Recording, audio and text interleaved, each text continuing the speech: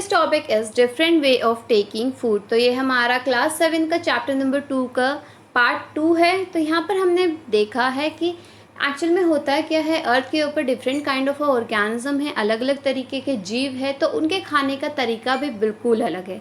So let's find out. अगर हम बीज और हमिंग बर्ड्स की बात करते हैं तो वो क्या करते हैं, जो मधुमक्खी है या हमिंग बर्ड्स है वो नेक्टर खाती है, प्लांट में से नेक्टर को सक करती है, चूसती है। अगर हम किसी भी ह्यूमन बेबी की बात करते हैं, कोई छोटा सा बच्चा है या बहुत से एनिमल्स जो है वो क्या करते हैं, वो मदर्स का मिल्क जो है वो फीड करते हैं, दैट मीन्स वो माँ का दूध पीते हैं। अगर हम स्नेक की बात करते हैं तो स्नेक अपना खाना कैसे लेते हैं, वो स्वैलो कर जाते हैं। वो जो भी उनका प्रे होता है, जो भी उनको खाना है, प्रे इज़ जो उनका खाना है जिसको वो खाते हैं, लाइक रैट, माइस, तो वो उसको एज सच निगल जाते हैं जो स्नेक्स होते हैं। और अगर हम किसी भी एक्वेटिक एनिमल की बात करते हैं तो वो क्या करते हैं, वो छोटे छोटे टाइनी पार्टिकल्स को जो कि पानी के ऊपर तैर रहे होते हैं वो उसको स्वेलो करते हैं, उसको खा लेते हैं। अगर आपने देखा होगा, अगर आपके पास एक्वेरियम है या आपने कहीं मछलियों को देखा होगा तो ऊपर से दाना डालते हैं और वो आती है और उसको खा लेती है। अगर हम ह्यूमन बीइंग की बात करते हैं तो हम लोग क्या करते हैं, हम चबा कर खाना खाते हैं, that means chewing is there. तो हम चबाते हैं, फिर वो खाना तब जाके डाइजेस्ट होता है हमारे डाइजेस्टिव या सिक्रेटेड जूसेस से। Here you can see different way of taking food. तो यहाँ पर एक एक्टिविटी दी हुई है आप लोगों के लिए। तो यहाँ पर आपको क्या क्या लिखना है कि यहाँ आपको दे रखा है नेम ऑफ अ एनिमल, कि एनिमल्स के नेम दे रखे हैं। फिर आपको ये बताना है कि वो किस तरह का फूड खाते हैं और किस तरीके से खाते हैं, उनका मतलब मोड क्या है, खाने का तरीका क्या है। So let's see. सो अगर हम बात करते हैं स्नेल की, तो स्नेल क्या खाते हैं, स्नेल खाते हैं ग्रास। और कैसे खाते हैं, च्यूइंग करके, जैसे हम लोग खाते हैं चबा के, तो वो भी ऐसे ही चबा कर खाते हैं। एंट क्या खाते हैं, एंट जो है वो छोटे छोटे इंसेक्ट्स खाते हैं, या फिर बड़े इंसेक्ट्स भी, जैसे जब कोई छोटा मोटा कोई इंसेक्ट होता है वो मर जाता है तो आपने देखा होगा बहुत सारी एंट जो है वो उसको उठाकर ले जाती है। तो वो खाते कैसे, वो स्क्रैपिंग करके खाते हैं। देन ईगल, ईगल क्या खाती है, वो फ्लैश खाती है, कैसे, स्वेलिंग करके। देन हमिंग बर्ड जो है वो नेक्टर खाती है, सकिंग करके। आफ्टर दैट लाइस जो है वो जो जुएँ होती है सर में हो जाती है, वो क्या करती है, वो ब्लड पीती है, सकिंग करके। मतलब आपके अगर सर में हुआ हो तो आपको पता होगा कि वो हमारे खून पीती है बेसिकली। मॉस्किटो क्या करता है, वो भी खून पीता है, ब्लड पीता है, कैसे पीता है, सकिंग करके। बटरफ्लाई नेक्टर खाती है, सकिंग करके। और हाउस फ्लाई जो है कोई भी डिकेइंग मैटर होता है उसे ब्रूइंग करके खाती है। सो आई होप आपको समझ में आया होगा। Now here is an amazing fact. तो स्टार फिश, अब जो स्टार फिश है आपने देखा है कितनी डेलिकेट सी लग रही है, तो ये कैसे खाना खाती है। तो star fish feeds on animal covered by the hard shell of the calcium carbonate. After opening the shell, the starfish pop out its stomach through its mouth to eat the soft animal inside the shell।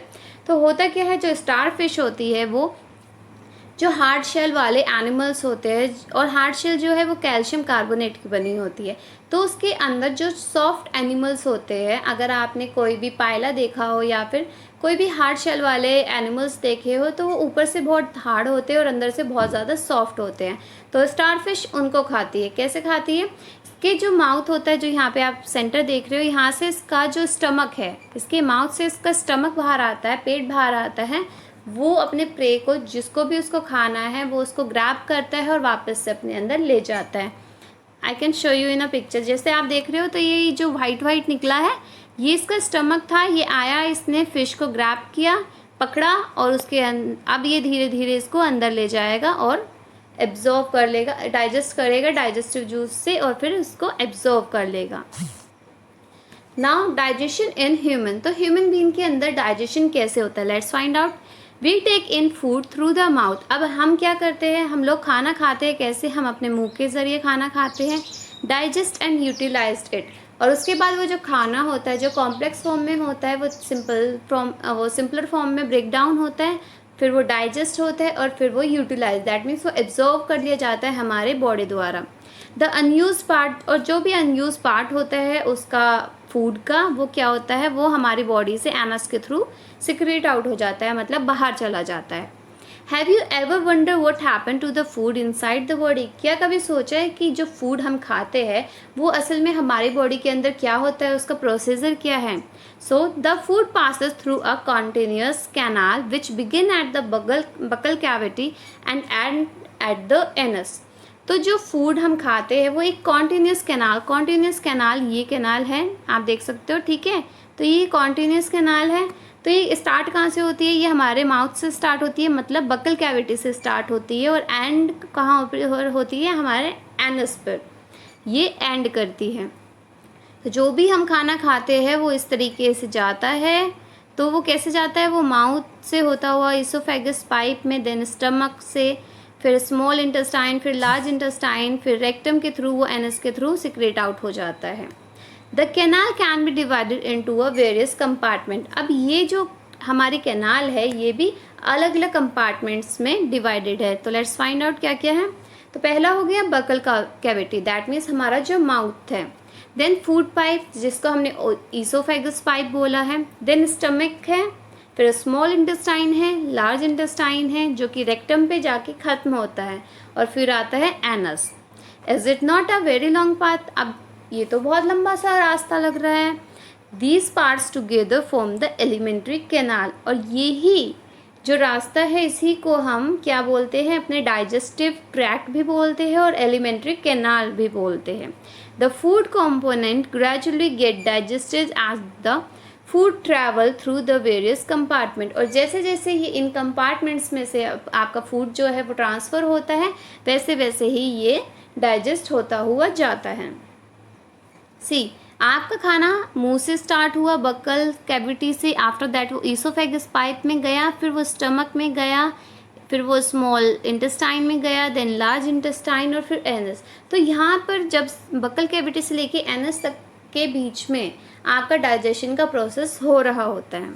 Let's find out आगे।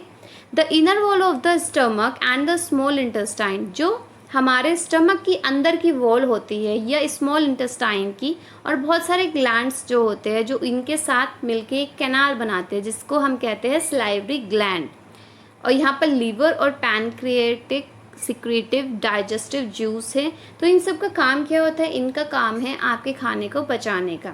Digestive juices convert complex substance of a food into a simpler one.